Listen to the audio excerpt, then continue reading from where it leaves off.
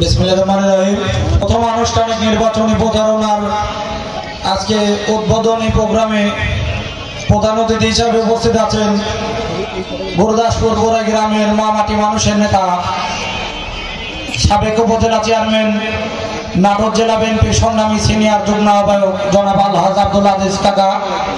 প্রধান বক্তা হিসাবে উপস্থিত আছেন গুরুদাসপুর পৌরসভার নিবন্ধ প্রকার সাবেক দুইবারের মেয়র জনাব মশিউর রহমান বাবলু নানা ও উপস্থিত আছেন গুরুদাসপুর উপজেলা বিএনপির আহ্বায়ক কমিটির অন্যতম আহ্বায়ক ওমর আলী শেখ কাকা সহ সবাইকে আমার প্রান্তীয় সংগঠন বাংলাদেশ জাতীয়তাবাদী ছাত্র দল বেলজালন শহীদ চন্দ্রদেব সরকারি কলেজ শাখার পক্ষ থেকে রক্তিম শুভেচ্ছা ও পান ঢালো অভিনন্দন জানাই। আমি একটি কথা বলে বক্তব্য শেষ করব। আমি মনে করি যে আব্দুল আজিজ কাকা একটি যুদ্ধে নেমেছিল, সে যুদ্ধটা তার শেষ, মনোনয়নের যুদ্ধ, সেই যুদ্ধটা শেষ।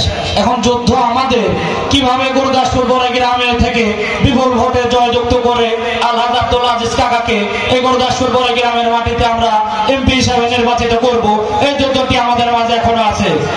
তার যুদ্ধ শেষ, এখন যুদ্ধের পালা আমাদের।